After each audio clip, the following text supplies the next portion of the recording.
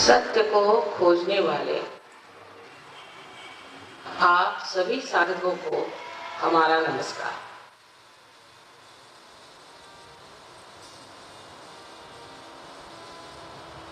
सत्य के बारे में ये जान लेना चाहिए कि जो सत्य है वो अनादि है, उसे हम मानव बदल नहीं सकते, उसकी चालना नहीं कर सकते और उसको अपने जैसा नहीं बना सकते। उसे हम इस मानव चेतना में नहीं जान सकते। उसके लिए एक सूक्ष्म चेतना चाहिए, जिसे कि हम आत्मिक चेतना कहते हैं, और उसी चेतना के द्वारा हम उस सत्य को जान सकते। आपके सामने आज मैं जो प्रस्ताव रखने वाली हूँ उसे आप एक खुले दिमाग से सुनें, जैसा कि एक शास्त्रीय साइंटिस्ट इंसान सुनता है और जानना चाहता है, उसी प्रकार आप भी अपना दिमाग खुला रखें और बाद में जो मैंने आपके सामने धारणा या हाइपोथेसिस रख दिया है वो अगर सत्य हो और सत्य प्रमाणित हुई तो उसे अपनी ईमानदारी में आपको मान लेना चाहिए। एक तो महान सत्य यह है कि ये सृष्टि की चालना एक सूक्ष्म शक्ति कर रही है। इस सूक्ष्म शक्ति को परम चैतन्य कहते हैं। ये विश्वव्यापी है और हर अणु रेणु में भी कार्यान्वित है। हमारे भी जो कुछ भी स्वयं चालित ऑटोनॉमस संस्था के जो कुछ भी कार्य होते हैं वो भी इसी सूक्ष्म शक्ति के द्वारा।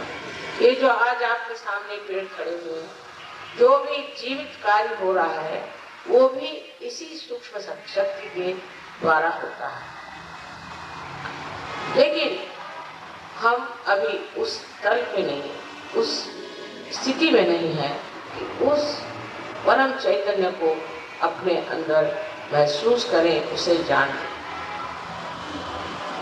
दूसरा सत्य अपने बारे में ये है कि हम ये शरीर, बुद्धि, अहंकार और भावनाएं आदि उपाधियां नहीं, किंतु हम आत्मा हैं। और ये बात भी सिद्ध हो सकती है कि हम आत्मा हैं। तीसरी बात एक महान सत्य है कि हमारे अंदर एक शक्ति ऐसी है जो कि त्रिकोणाकार अस्थि में, जिसे सेक्रम अंग्रेजी में कहते हैं, स्थित है। और ये शक्ति जब जागृत हो जाती है तो हमारा संबंध उस परम चैतन्य से प्रस्थापित करती है। उतना ही नहीं किंतु इसी से हमें आत्मदर्शन हो जाता है। इसके बाद हमारे अंदर एक नया तरह का आयाम, डायमेंशन तैयार हो जाता है, जो हमारे नस नसों में जाना जाता है। जो चीज नस नस में जानी जाती है वही ज्ञान है। बुद्धि से जानी हुई चीज ज्ञान नहीं है। इसलिए आपको पहले उस सूक्ष्म सृष्टि की पहचान होनी चाहिए और उसके बाद फिर आप स्वयं जान लेंगे कि ये सृष्टि कितनी सुंदर है, कितनी प्रभावशाली है और इसका कार्य कितना सुंदर और अनुपम है। कुंडलिनी के जागरण के बारे में बहुत सारी आपने बातें सुनी होंगी और बहुत कुछ गलत सलत लोगों ने आधुनिक काल में, पुरातन काल में कुंडलिनी के विशेष में किसी ने भी ऐसी बातें नहीं लिखी कि कुंडलिनी के जागरण से मनुष्य को कोई तकलीफ होती है। लेकिन आजकल के आधुनिक काल में लोगों ने जिसके जो समझ में आया वो लिख दिया। वास्तविक कुंडलिनी आपकी स्वयं, आपकी व्यष्टि की, आपकी व्यक्ति की, व्यक्ति रूप आपकी माँ, आपकी कुंडलिनी आप ही की है और वो आपकी माँ है जो आपको ये पुनर्जन्म देती है।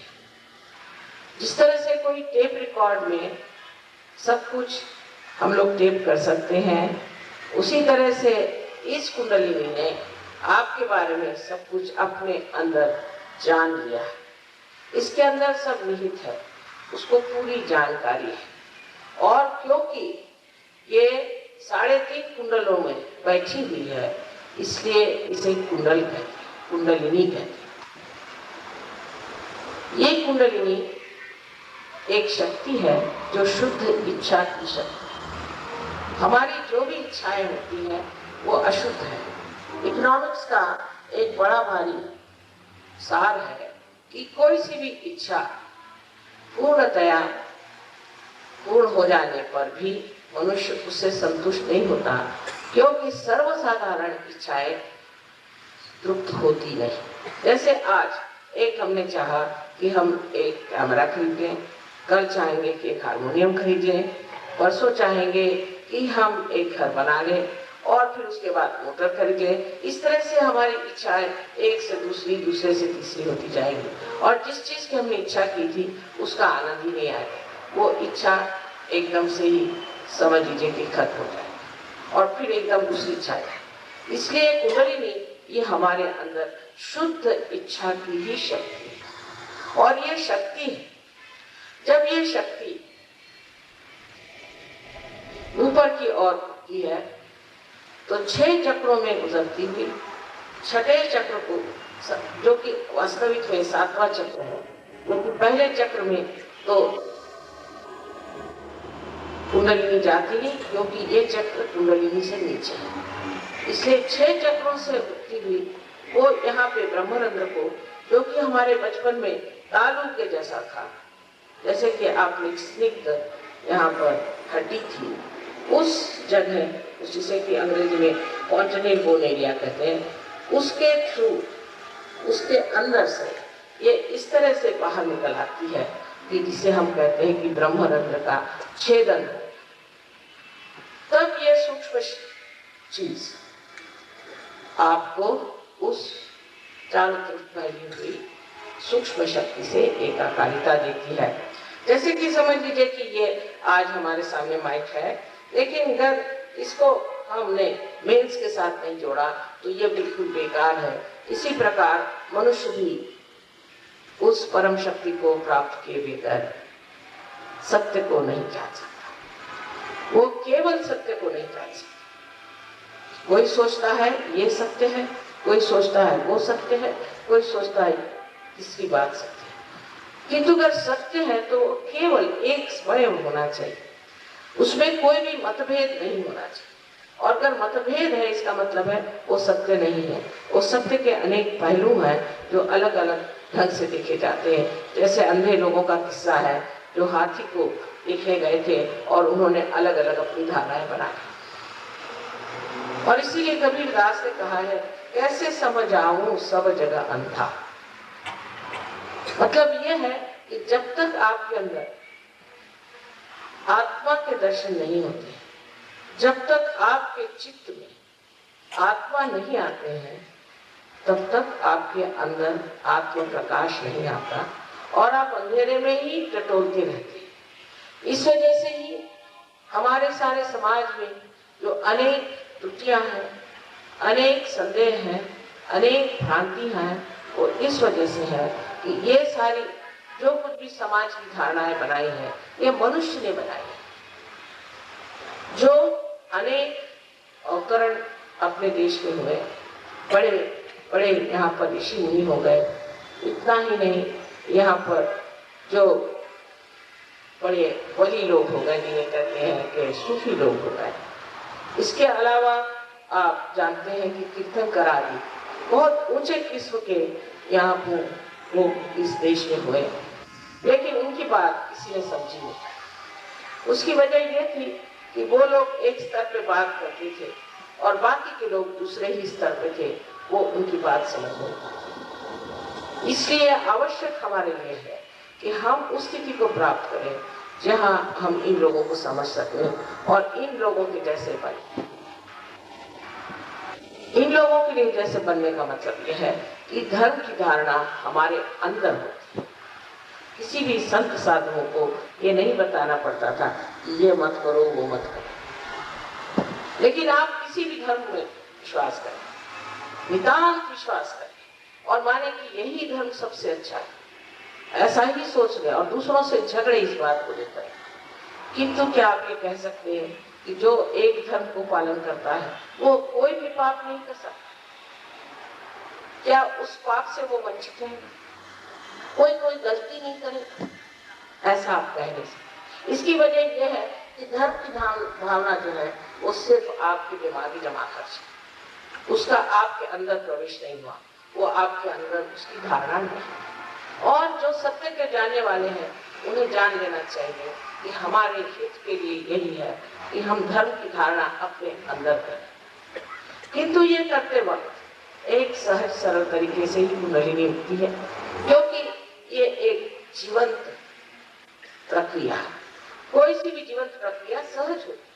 जैसे इस पृथ्वी में अगर आप एक बीज छोड़ दें तो वो सहज में ही पनप जाता है, उसमें सहज में ही अंकुर आ जाते हैं। इसी प्रकार ये प्रक्रिया भी बिल्कुल सहज है और हर मनुष्य में ये कुंडलिनी बैठी हुई है। उसकी माँ उस इंतजार में, उस प्रतिष्ठा में बैठी हुई है कि उस वक्त जब कि मेरा बेटा ये चीज चाहेगा तब मैं, क्योंकि वह स्वयं प्रतिष्ठित है और वो नहीं चाहती किसी जबरदस्ती से, किसी और कारणों से वो आपके ऊपर कोई आक्रामक तरीके से आपको पुनर्जन्म दे। आपकी स्वतंत्रता को ही देखकर, जब आप अपनी स्वतंत्रता में ही कुंडलिनी का जागरण मांगेंगे तभी वो जागृत हो सकती है, नहीं तो नहीं हो। और कोई भी इस मामले में जबरदस्ती नहीं कर सकता। लेकिन सर्वप्रथम कुंडलिनी जागरण से जो विशेष रूप से देखा गया है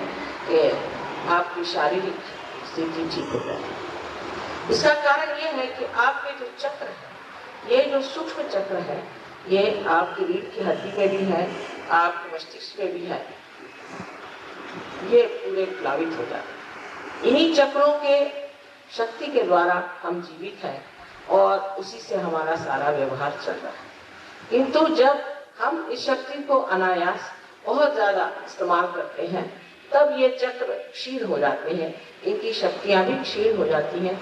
इस तरह से हमारे अंदर बीमारियां आ जाती हैं। शारीरिक बीमारियों के लिए जब कुंडलिनी जागरण होता है तो मुझे तो कभी कभी बड़ा आश्चर्य होता है कि हठात एक रात में ही लोग किस प्रकार बहुत सारी दुर्भेद बीमारियां जो कि कभी ठीक नहीं हो सकती, जिनका निवारण नहीं हो सकता, जिनको सर्टिफिकेट हो गया कि 1 महीने में आप मर जाएंगे, वो एकदम ठीक हो जाती है। क्योंकि ये हमारे भारत का धरोहर, हमारा हेरिटेज, ये हमारी चीज, और इसके लिए हमें बहुत धन्यवाद देना चाहिए सारे ऋषि मुनियों को जिन्होंने सहयोग ढूंढ निकाला। सहयोग आज तक एक मनुष्य के लिए ही होता है। जैसे कहीं आपने पढ़ा होगा कि जनक राजा के पास एक नचिकेता गया था जिसे उन्होंने आत्म साक्षात्कार दिया था। किंतु आज ऐसा समय आ गया है कि सहयोग की ये स्थिति आ गई है कि आपको सामूहिक तरीके से जागृति हो सकती है। अभी जैसा बताया गया दिल्ली में इतने हजारों लोग आए थे कि दृष्टि जहाँ तक पहुंची थी लोग ही लोग थे, और न जाने उसमें से कम 95% लोगों को जागरूक था।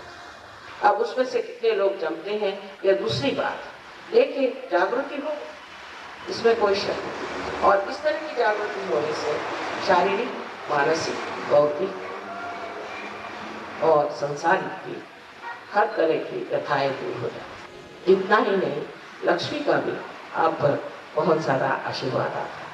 ये सब बातें हम लोगों ने सुनी थी कि लक्ष्मी देवी है, सरस्वती देवी है, लेकिन उसका साक्षात हुआ नहीं।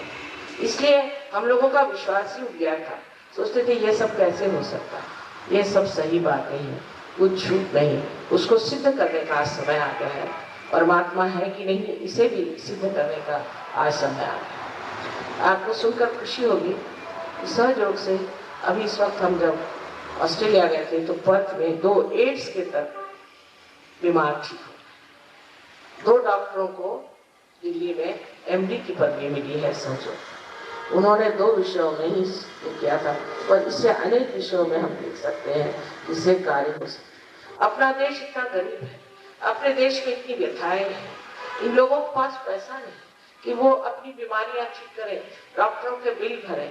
ऐसे लोगों के लिए सहयोग बहुत उपयुक्त है। जो रईस लोग हैं उनको आप डॉक्टरों के लिए छोड़ दीजिए, ये तो डॉक्टर लोग मुझे मारने को दौड़े। लेकिन जो इतने लोग हैं संसार में, उसमें से इस भारतवर्ष में कितने लोग दुखी हैं, उनके विचार से सहयोग का फैलाना बहुत जरूरी है। इतना ही नहीं, इससे आपके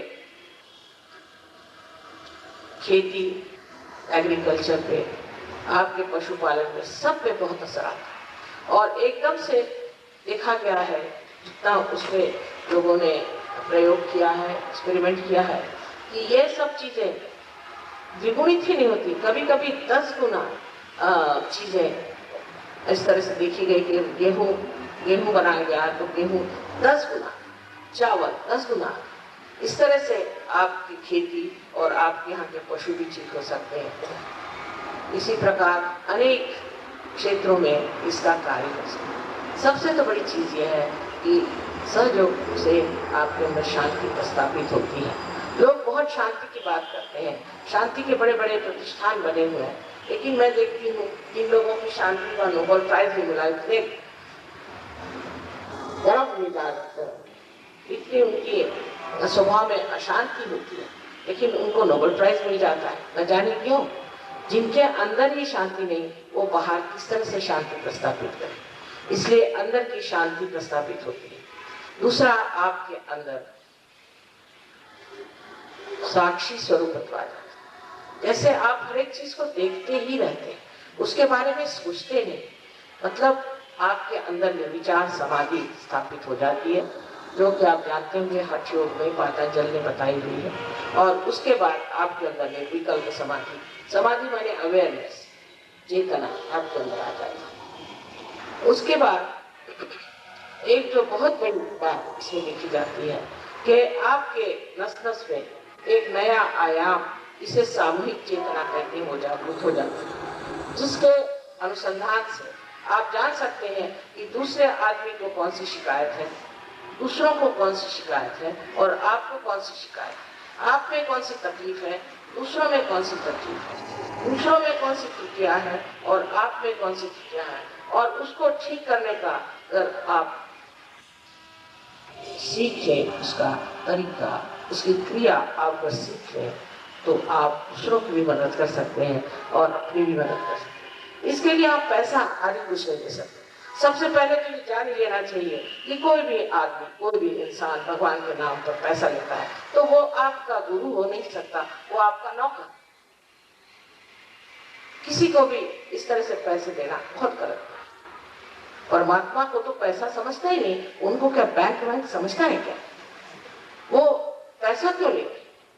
और जो लोग इस तरह के कार्य करते हैं, ऐसे मैंने यहाँ बहुत लोगों को देखा कि कहते हैं हम दिक्कत है, हम दिक्कत है, और सबकी हालत खराब, सब बीमार, इतनी हालत खराब, किसी को हार्ट अटैक है, किसी को पैरालिसिस है, और कहते हैं हम दिक्कत है। तो मैंने कहा कि मैं एक माँ हूँ, और माँ के रिश्ते में मैं ये कहूँ कि आपके गुरु ने आपकी तबीयत तक ठीक नहीं रखी, तो ऐसे गुरुओं को रख के क्या फायदा? ऐसे गुरुओं का आचार डालना, उनको आप पैसा देते हैं, उनके आगे पीछे दौड़ते हैं, उनके दर्शन करते हैं, क्या फायदा? गुरु दर्शन के लिए नहीं होता है, दर्शन के लिए तो मंदिर बने हुए हैं। गुरु होता है ज्ञान और अनुभव के। अगर गुरु ने आपको ज्ञान और अनुभव नहीं दिया तो ऐसे गुरुओं को मानना भी हम लोगों की बड़ी भारी गलती है, और उसके परिणाम स्वरूप हम लोग बहुत तरीके से परेशान हैं। इसी प्रकार बहुत से लोग पढ़ते हैं, धर्म के बारे में पढ़ते हैं, गुरुओं के बारे में पढ़ते हैं, पढ़ करके आप परमात्मा को नहीं जान सकते, क्योंकि परमात्मा बुद्धि से परे। जिन्होंने बहुत ज्यादा पढ़ लिया उनके साथ तो बड़ी मुश्किल हो जाती है, क्योंकि जब वो प्रश्न भी पूछते हैं मुझसे तो आधा घंटा वो प्रश्न पूछते हैं जैसे कोई लेक्चर ही दे रहा है। प्रश्न पूछने से या उसका उत्तर पाने से क्या कुंडलिनी का जागरण हो जाएगा? इसकी तो कोई गारंटी नहीं। कुंडलिनी का जागरण होना चाहिए, क्योंकि यह हमारे हित में है, हमारे उन्नति के लिए। उत्क्रांति में आज जो हम मनुष्य स्वरूप है, अमीबा से आज हम मनुष्य स्वरूप गए, इससे ऊंची एक ही दशा है कि हम आत्म स्वरूप होना चाहिए। और जब तक हम वो आत्म स्वरूप रहते हैं, हमें चैन नहीं आता। इसलिए कृपया आज आप सबके सामने विनती है कि आप ज्यादा वाद विवाद करते हुए कृपया अपनी कुंडलिनी को जागरण करें। इसके अलावा आपको अगर प्रश्न पूछना ही है, क्योंकि वो तो होता ही है, मैंने सुना कि कलकत्ते में बहुत ज्यादा इंटेलेक्चुअल्स हैं, सो कोई बात नहीं, मैं सबको जवाब दे सकती हूँ। तो आप ऐसे जो लोग हैं वो कृपया ये प्रश्न लिख करके दे दें। कल सवेरे, कल जब मैं यहाँ आऊंगी तो सबसे पहले इन प्रश्नों का उत्तर दें। लेकिन प्रश्न में किसी तरह का आक्रमण होना नहीं चाहिए, क्योंकि आपकी जो संपत्ति है, आपका जो अपना है, वही हम देने आए, आपसे कुछ लेने नहीं आए। इसलिए आपका अपना लेने में आपको क्यों दिक्कत होनी चाहिए। अगर हम कहें कि यहाँ पर एक हीरा रखा हुआ है जो आपको बेमौल मिल रहा है, उसका कोई मूल्य नहीं, क्योंकि इसका मूल्य ही कोई दे नहीं सकता, तो क्या आप प्रश्न पूछेंगे? आप फौरन दौड़ कर ले लेंगे। इसी प्रकार आपके अंदर भी एक बड़ा भारी हीरा चमक रहा है, उसे आत्मा कहते हैं। उसे प्राप्त करने के लिए प्रश्न करने की कौन सी बात है, मेरी समझ में नहीं आती। तो अगर आपको कोई ऐसे प्रश्न हो तो आप कृपया एक कागज पे लिख करके और यहाँ दे दीजिएगा, मैं सबका उत्तर दे दूँगा। और मैं सोचती हूँ कि आज उचित होगा कि हम कुंडलिनी का ही जागरण करें और देखें कितने लोग इसे पाते हैं, और जो लोग आज नहीं भी पाए वो कल पा लें। आज तक ऐसा नहीं हुआ कि जो सहयोग में आया और उसने नहीं पाया। लेकिन लड़ने झगड़ने की इसमें कोई बात नहीं, इसमें कोई ऐसी बात नहीं कि जहाँ आप लड़ झगड़ के कुछ पा लें।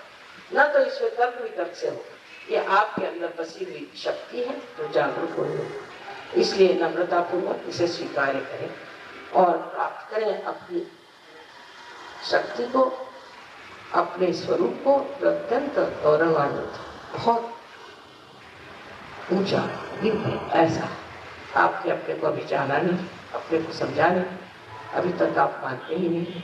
ऐसा भी हो सकता है, लेकिन मान लीजिए कि आप बहुत बहुत ऊंची चीज है, क्योंकि आप मानव हैं, और मानव सबसे ऊंची चीज है उत्क्रांति में, उसे बस इतना ही प्राप्त करना है। आज 40 देशों में सहयोग बना रहा, और विशेषता रशिया में बहुत जोर पकड़ गया। आपको आश्चर्य होगा, रशिया में कोई भी मुझे नहीं जानता था, लेकिन जब पहले लेनिनग्राड में मैं गई तो 2000 आदमी तो बाहर बैठे थे और 2000 हॉल में बैठे, और पता नहीं कहाँ से उन्होंने माँ शब्द किया था। सब माँ माँ कह रहे थे, मेरा तो एकदम जी बैठ गया कि 2000 आदमी बाहर बैठे। अंदर गई, भाषण हुआ, सब के सब एक साथ पार। क्या कमाल के लोग, कितने गहरे लोग हैं। उन्होंने कभी धर्म नहीं सुना, कभी देवी का नाम नहीं सुना, कभी उनको भगवान का नाम नहीं मालूम, ये कैसे पार? इतने शुद्ध तबीयत के लोग जो खोज रहे हैं अंदर से सत्य। उसके बाद बाहर आई तो 2000 लोग के बाहर बैठे, बड़ा दुख हुआ कि क्या करें। पहले माँ हमारा क्या है? मैंने कहा अच्छा तब तुम आओ, इसी प्रांगण में बैठ करके हम तुम्हें पार करें। दूसरे दिन वो अंदर के भी 2000, बाहर के 2000 सभा से, और इस तरह से लग गए। अभी भी मेरे पास खबर आ रही कि जल्दी आओ माँ, हम लोग सब भूखे बैठे, जल्दी आओ। कहाँ साइबेरिया तक सहयोग पहुंच गया, इतने जोरों में। वहाँ की गवर्नमेंट ने भी हमें रिकॉग्नाइज कर लिया, मेडिकल में, एजुकेशन में, हर चीज़ में। और वहाँ के मिनिस्टर्स तक हमसे मिलने आते हैं और प्रोग्राम में आकर सर्वसाधारण लोगों के साथ बैठ। उन लोगों में अहंकार बिल्कुल नहीं, अहंकार बिल्कुल नहीं। इसीलिए शायद इस तरह से ये कार्य हुआ है। आशा है यहाँ पर भी इसी प्रकार ये कार्य होगा। ये तो देवी का बड़ा भारी स्थान है, और कलकत्ते से तो मुझे बहुत ज़्यादा अपेक्षा है, बहुत ज़्यादा अपेक्षा है, क्योंकि यहाँ के लोग गहरे हैं। उस गहरे पर को एक बार छू लेंगे तो जान लेंगे कि वो कितनी बड़ी हस्ती है, कितनी बड़ी चीज़ है, कितना बड़ा व्यक्ति। आप सबको मेरा अनंत आशीर्वाद। मैं आपको बताऊंगी किससे कौन से चक्र पकड़े जाते हैं और कौन सी बीमारियां होती। तो कृपया आपको पूरी तरह से अपने को क्षमा करें। दूसरी बात यह है कि आपको सबको क्षमा करना, सबको क्षमा करना। मैं तो यहाँ से कहूंगी कि अंग्रेजों को क्षमा कर दो, क्योंकि उन्होंने यहाँ 300 वर्ष अपने यहाँ राज किया। सबको यहाँ से वहां तक अब इतने अंग्रेज लोग सहयोगी हो गए कि वो वाकई क्षमा के योग्य है। इसी प्रकार अनेक तरह की आपत्तियां आई, हर तरह के हम लोगों पे आतंक हुए और अन्याय हुए हैं। ये सब चीजों को एक साथ आप क्षमा करें। अब आप लोग कहेंगे कि माँ क्षमा करना बड़ा मुश्किल, मैं कोशिश करता हूँ क्षमा करने की, इसमें कोई कोशिश की बात ही नहीं, क्योंकि आप क्षमा करें या ना करें, कुछ नहीं करते। आप क्या करते हैं? आप जब क्षमा नहीं करते, कुछ भी नहीं करते। एक मिथ्या बात है कि मैंने क्षमा नहीं की, किंतु जब आप क्षमा नहीं करते तो आप अपने दिमाग में वही चीज लेकर के रात दिन अपने को छलते हैं और अपने को सताते हैं। जो आदमी जिसने आपको दुख दिया, उसने इतना दुख नहीं दिया जितना आप अपने को हर समय दुख देते हैं जब आप उसे क्षमा नहीं। इसलिए एक साथ सबको क्षमा करते, सबको याद करने की जरूरत नहीं कि कौन किसने मुझे तकलीफ दी, किसने मुझे परेशान किया, किसने मुझे क्या कहा, कोई ऐसी जरूरत नहीं। सिर्फ एक साथ अपने मन से कहना है कि मैंने सबको एक साथ क्षमा किया। बस ये दो आपके ऊपर में शर्तें हैं। ये दो शर्तों के बाद में एक ही और बात कहनी है कि हमें प्रसन्न चित्त होना चाहिए, क्योंकि हम अब परमात्मा के साम्राज्य में जा रहे हैं, तो प्रसन्न चित्त होना चाहिए। और प्रसन्न चित्त होकर के और हमें बैठना चाहिए। सबके लिए एक माँ की विनती है, इस वक्त आप सब कुछ अपना दुख भूल जाए और एक प्रसन्न चित्त होकर के बैठे, अपने प्रति प्रसन्नता, और ये कार्य जरूर संपन्न हो। आप जो लोग कुर्सियों पे बैठे हैं उनसे विनती है कि दोनों पैर अलग अलग करें। कल मैं आपको नाड़ियों के बारे में बताऊंगी, जिससे आप जान जाएंगे कि कैसे लेफ्ट और राइट दो अपनी नाड़ियां हैं, ईड़ा और पिंगला नाड़ियां, और इसलिए ये दोनों अलग अलग नाड़ियां, इनका एक दूसरों से इसलिए संबंध नहीं है क्योंकि अभी कुंडलिनी का जागरण नहीं हुआ। तो लेफ्ट साइड जो है ये हमारी इच्छा शक्ति की नाड़ी है, और राइट साइड जो है क्रिया शक्ति की नाड़ी है। इसलिए दोनों पैर अलग अलग रखें, पर जो जमीन पे बैठते हैं तो उसको ये भूमि तो इतनी पवित्र भूमि है कि वही सारा काम कर लेगी, उनके लिए कोई प्रश्न नहीं। लेकिन सहजासन में बैठे, माने फैल के बैठे, आराम से फैल आराम से। इसका ये भी मतलब नहीं कि आप झुक जाएं या पीछे में बहुत तन जाए, बीच में सर्वसाधारण तरीके से कैसे बैठते हैं इस तरह से आप बैठे, बिल्कुल सहज में। सहज का मतलब होता है, एक तो होता है सहज माने सह माने आपके साथ जन्मा हुआ योग का अधिकार, लेकिन सहज और जैसे कि हम सुलभ सहज तरीके से बैठे, इस तरह से।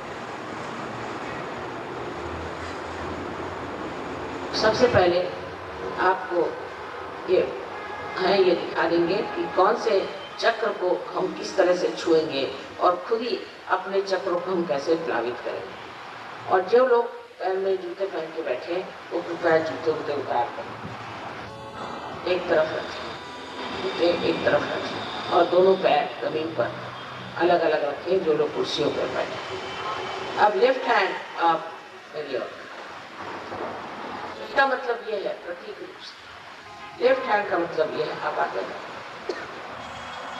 लेफ्ट हैंड का मतलब ये है कि आप मेरे इस तरह से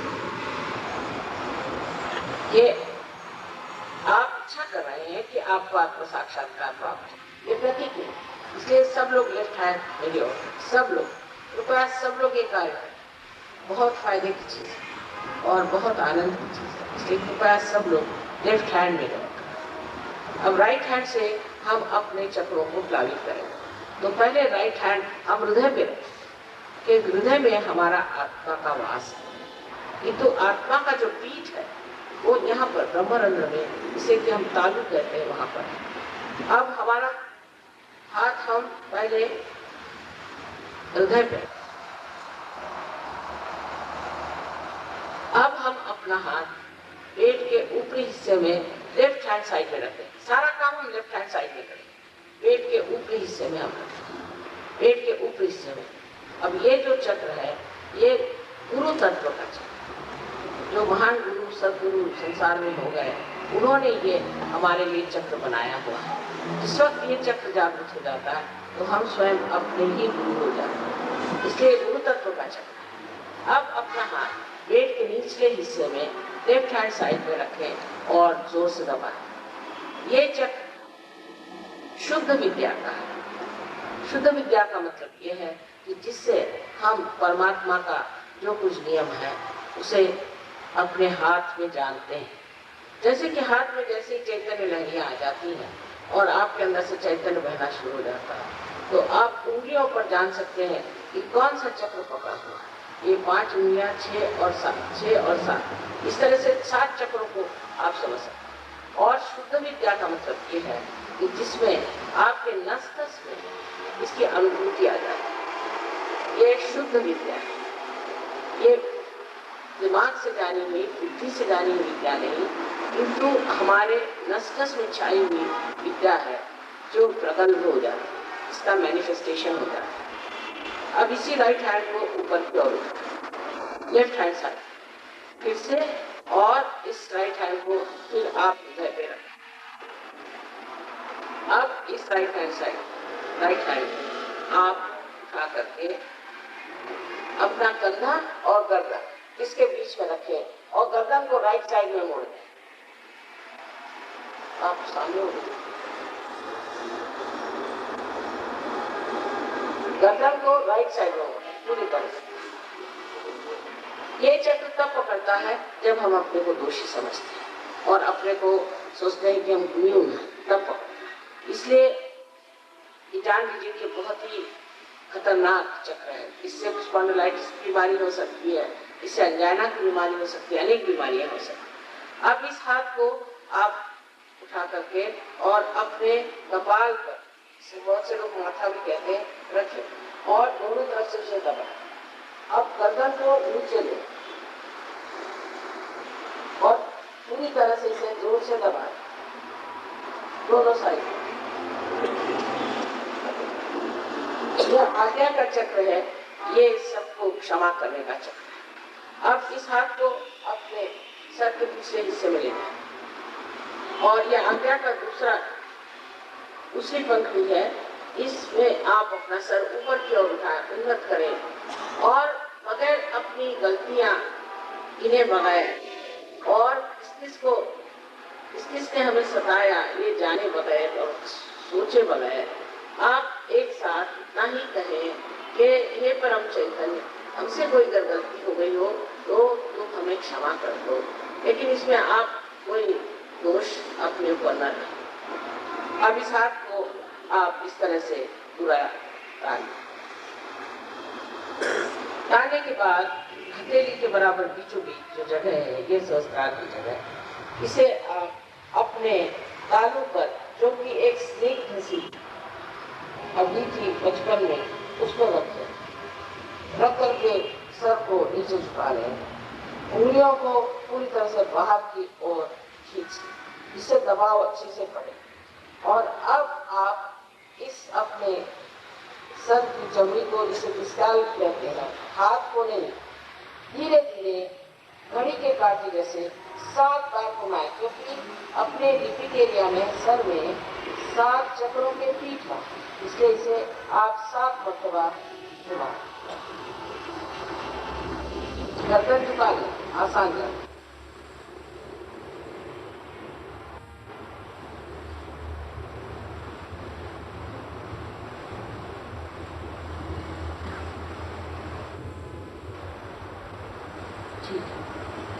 इतना ही बस करना है। अब आप लोगों को आंख बंद कर देनी है, चश्मे भी आप उतार लें, इससे दृष्टि भी ठीक हो जाती है। और इसलिए आप कृपया चश्मे वगैरह उतार लें। अगर आपके गले में कोई माला या गन्ने दोरे या कोई इस तरह की चीज़ हो या जिससे तावीज़ वगैरह करते हैं उसे निकाल लें। कमर में कोई चीज़ कस रही हो तो उसे आप हटा दें, और जिससे कि आप इस तरह से बैठें जिससे पूरी तरह से आप हल्के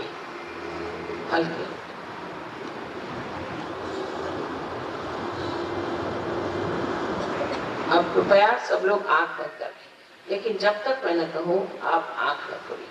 कृपया सब लोग आंख बंद कर लें और अब लेफ्ट हैंड मेरी ओर रखें, राइट हैंड अपने हृदय पे रखें। अब से सबसे पहले बड़ा महत्वपूर्ण प्रश्न है, जिसे आप 3 बार पूछें मन में अपने मन में पूछे, जोर से नहीं। ये प्रश्न है, आप मुझे माँ कहें चाहे श्री माता जी कहें, जो भी आप ठीक समझे। माँ, क्या मैं आत्मा हूँ? ये सवाल आप अपने अंदर 3 बार पूछें। ये बहुत जरूरी सवाल है। जैसे कंप्यूटर से पूछते हैं, ऐसा ही ये पूछना हुआ।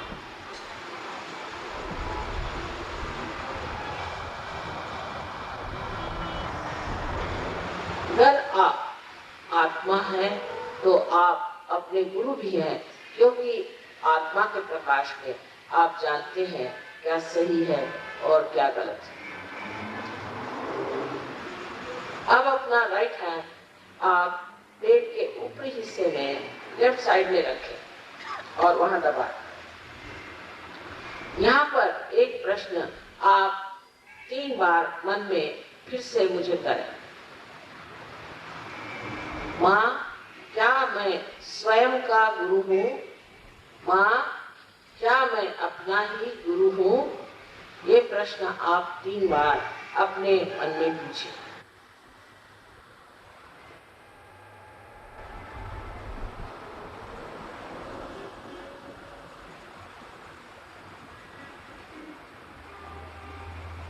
अब आप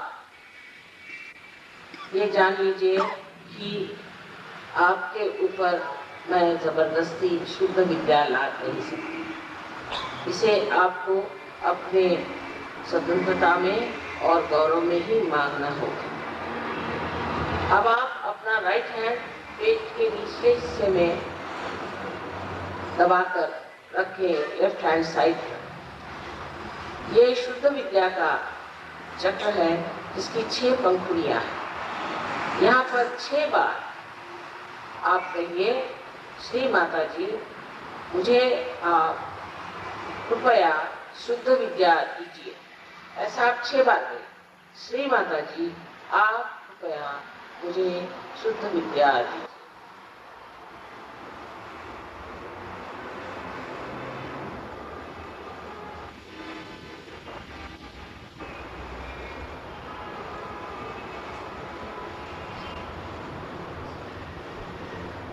ये कहते ही साथ कुंडलिनी का जागरण शुरू हो गया, उसमें हलचल शुरू हो गई। आपको कुछ भी महसूस नहीं होगा। अंत में जब कुंडलिनी आपके ब्रह्मरंध्र को छेदेगी, तभी आपको चैतन्य की लहरियां ठंडी ठंडी अपने ही सर से आती हुई नजर आएगी। तो आप को जान लेना चाहिए कि अब कुंडलिनी का जागरण हो रहा है, तो अपने ऊपर के चक्रों को भी हमें अपने आत्मविश्वास के साथ गावित करना है। इसलिए अब राइट हैंड को उठा करके आप अपने पेट के ऊपरी हिस्से में रखें, लेफ्ट हैंड साइड, और यहाँ पर पूर्ण आत्मविश्वास के साथ आप कहें 10 मरतबा, 10 बार आप कहें, श्री माता जी, मैं स्वयं का गुरु हूँ। श्री माता जी, मैं अपना ही गुरु हूँ। इस तरह से आप 10 बार पूरा आत्मविश्वास के साथ। आपसे मैंने पहले ही बताया था कि सबसे बड़ा सत्य यह है कि आप आत्मा स्वरूप हैं। शरीर, मन, बुद्धि, अहंकार आदि भावनाएं सब कुछ जो है ये उपाधियां हैं, और ये आत्मा ये ऊपर छाए हुए बादल जैसे। किंतु आप स्वयं शुद्ध आत्मा स्वरूप। तो अब अपना राइट हैंड आप हृदय पे रखें और पूर्ण आत्मविश्वास के साथ 12 मरतबा आप कहें, हृदय के साथ कहें, श्री माता जी। 12 मरतबा, 12 बार आप कहें, श्री माता जी, मैं शुद्ध आत्मा हूँ। पूर्ण आत्मविश्वास के साथ कहें, श्री माता जी, मैं शुद्ध आत्मा हूँ।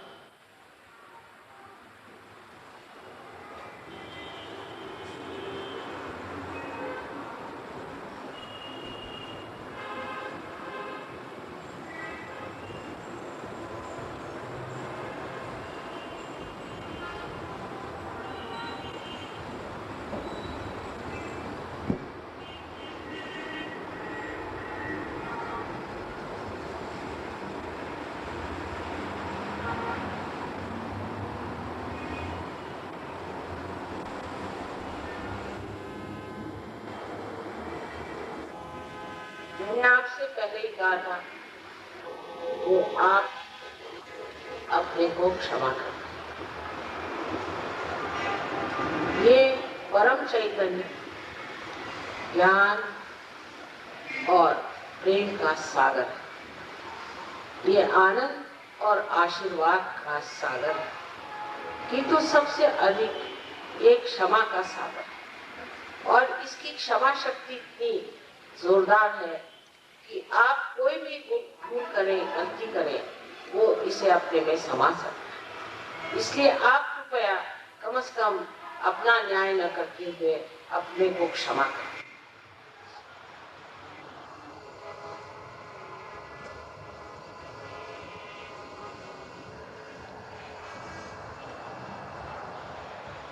क्षमा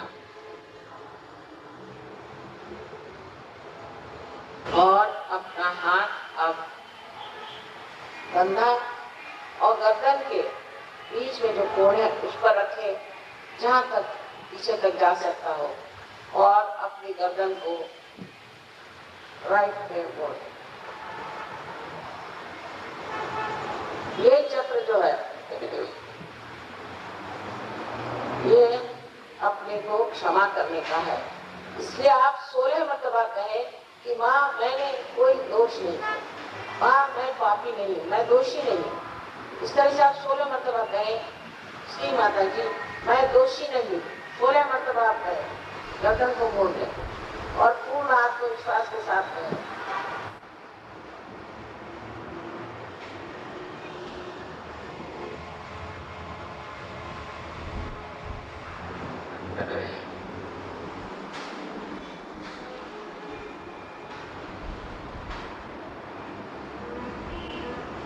और अब अपने राइट हैंड को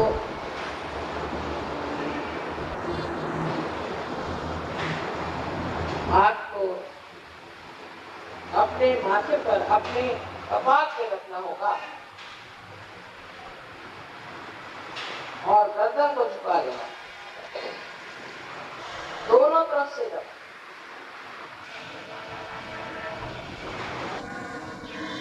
और यहाँ पर पूर्ण हृदय से कहें कि माँ मैंने सबको क्षमा कर दिया। मैं आपको बताना चाहती हूँ कि ये चक्र बहुत ही संकीर्ण है, बहुत छोटा है, इसके अंदर से गुजरने का निकलना मुश्किल है। इसलिए कृपया हृदय के साथ आप कहें, कितने बार की बात है, पूर्ण हृदय से कहें, श्री माता जी मैंने सबको क्षमा कर दिया। पूर्ण हृदय से बात करें।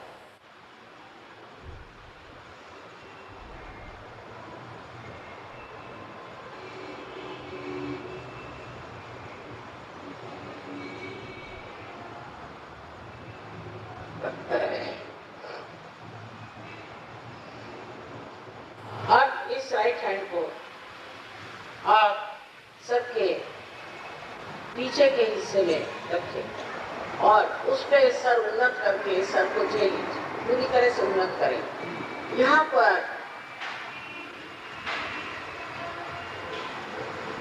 आपको अपने समाधान के लिए से परम चैतन्य से क्षमा मांगनी है, किंतु आपने कोई गलती की हुई हो, दोष किए हो या कुछ किया हो, वो जोड़ने की जरूरत है।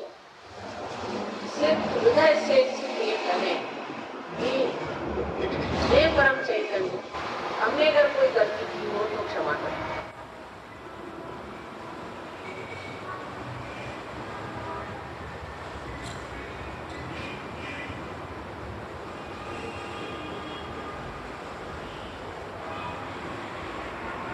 अब अपनी हथेली को तान दें और इस हथेली का बराबर बीच का हिस्सा है, मध्य भाग को अपने तालू पर, जो कि बचपन में एक स्निग्ध सी हड्डी थी, उस पर रख करके और दबाए। अपनी उंगलियां बाहर की ओर और गर्दन को छुपा करके और हाथ को इस तरह से क्लॉकवाइज घुमाएं, जिससे कि आपके सर की जो स्कैल्प है, अपनी जो चमड़ी है वो हिले, खूब जोर डाले, उंगलियां पीछे की ओर ले।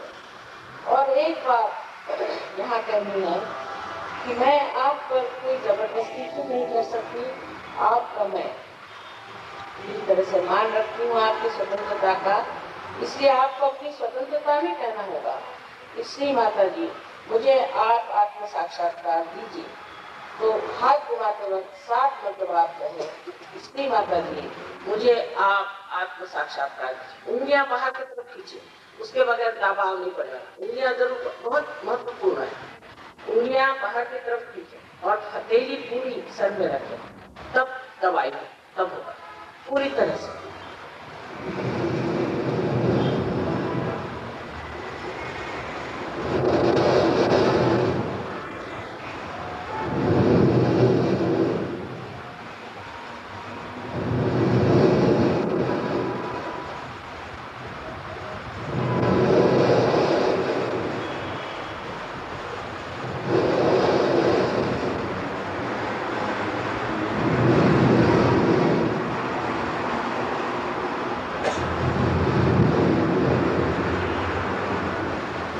अब आप लोग हाथ नीचे ले, धीरे धीरे आंखें खोलें, मेरी ओर देखिए, निर्विचारिता में आप देख सकते हैं मेरी ओर।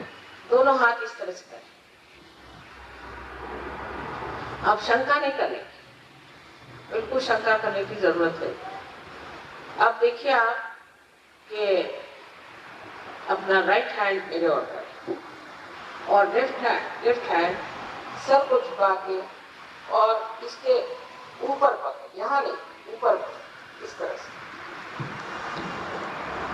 और देखें कि आप ही के सर में से ठंडी हवा आ रही थी, आप ही को सर्टिफिकेट दे रहे हैं, ठंडी ठंडी हवा आएगी, कभी कभी गर्म भी आ सकती है, कोई बात नहीं, आप सर झुका के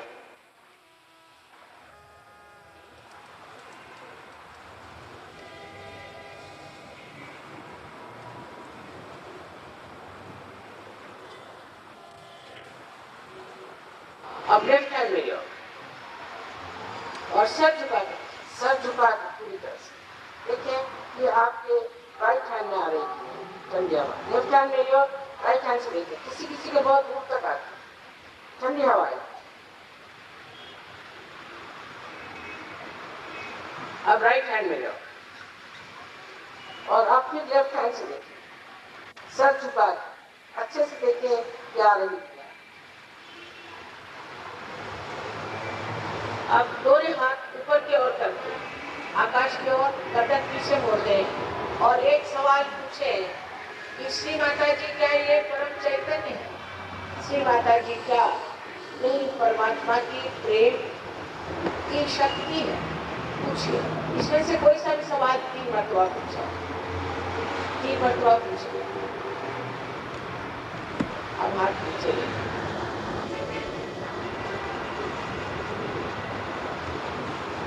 आप जिन लोगों के सर में से या हाथ से ठंडी हवा लगी हो, ऐसे सब लोग दोनों हाथ ऊपर करें। ऐसे सब लोग जिनके हाथ में और सर में ठंडी हवा लगी। अब देखिए कि शंका करने की बात नहीं, बहुतों पे लगी भी पर वो शंका कर रहे हैं, शंका की बात है। सबको मेरा अनंत आशीर्वाद।